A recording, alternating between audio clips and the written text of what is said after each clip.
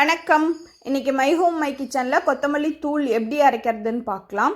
கொத்தமல்லி தூள் அரைக்கிறதுக்கு 1 கிலோ காய்ந்த கொத்தமல்லி விதைகள் எடுத்திருக்கேன். அப்புறம் கொத்தமல்லி விதைகள் வாங்கும்போது வண்டு இல்லாமல் இருக்கா, தூசிலாம் எதுவும் இல்லாமல் இருக்கான்னு சொல்லிட்டு ஒரு தடவைக்கு 2 தடவை நல்லா செக் பண்ணிவிட்டு அதுக்கப்புறம் வாங்கணும். இப்போது இந்த கொத்தமல்லியில் கொஞ்சம் சின்னதாக குச்சிலாம் இருக்குது. அதனால் இப்போ இதை சுத்தம் பண்ணணும். சுத்தம் பண்ணுறதுக்கு கொத்தமல்லியை கொஞ்சமாக முரத்தில் போட்டு நல்லா புடைச்சோன்னா அதில் இருக்க அந்த குச்சி அப்புறம் தேவையில்லாமல் வேறு ஏதாவது தூசி அந்த மாதிரிலாம் இருந்துச்சுன்னா அதெல்லாம் வந்துடும்.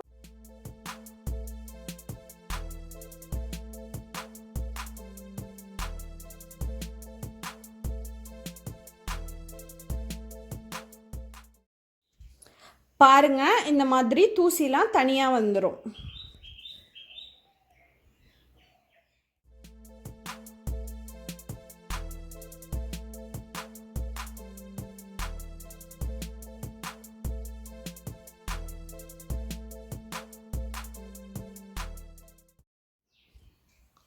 இதே மாதிரியே மீதி இருக்க கொத்தமல்லி எல்லாத்தையும் சுத்தம் பண்ணி எடுத்துக்கோங்க.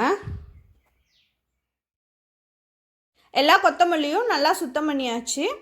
இப்போ இதை வெயிலில் காய வைக்கணும். வெயில் படுற சுத்தமான இடத்துல துணி விரித்து போட்டு துணிக்கு மேலே சுத்தம் பண்ண கொத்தமல்லி எல்லாத்தையும் நல்லா பரப்பி விட்டு 5லேருந்து 6 மணி நேரம் வெயிலில் நல்லா காய வச்சிடுங்க.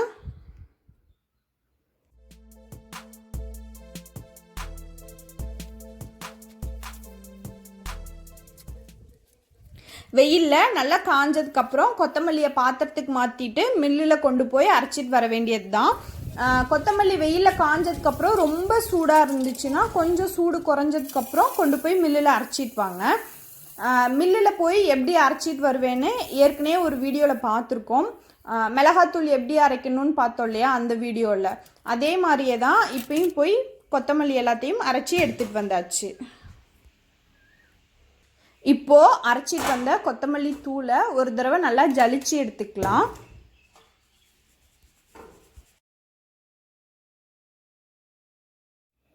இந்த மாதிரி ஜல்லடையில் மீதி வர கொத்தமல்லியை தனியாக எடுத்து வச்சுக்கோங்க. இந்த கொத்தமல்லியை நம்ம ரசம் வைக்கும்போது பயன்படுத்திக்கலாம்.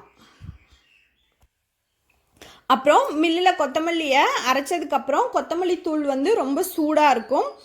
நான் அங்கேயே கொத்தமல்லி தூளை நல்லா ஆற வச்சு எடுத்துகிட்டு வந்திருக்கேன். நீங்கள் அரைச்சோடனே கொத்தமல்லி தூளை வீட்டுக்கு எடுத்துகிட்டு வருவீங்கன்னா எடுத்துகிட்டு வரும்போது கொஞ்சம் காத்தோட்டமாக இருக்க மாதிரி மூடி எடுத்துகிட்டு வந்து வீட்டில் நல்லா பரப்பி விட்டு கொத்தமல்லி தூளை கொட்டி வச்சு சூடு நல்லா குறைஞ்சதுக்கப்புறம் ஜலிச்சிக்கோங்க. அவ்வளோதாங்க, முடிஞ்சிச்சு. நம்ம வீட்டிலேயே தயார் பண்ண சுத்தமான மணமான கொத்தமல்லி தூள் சமையலுக்கு பயன்படுத்த தயாராகிடுச்சு.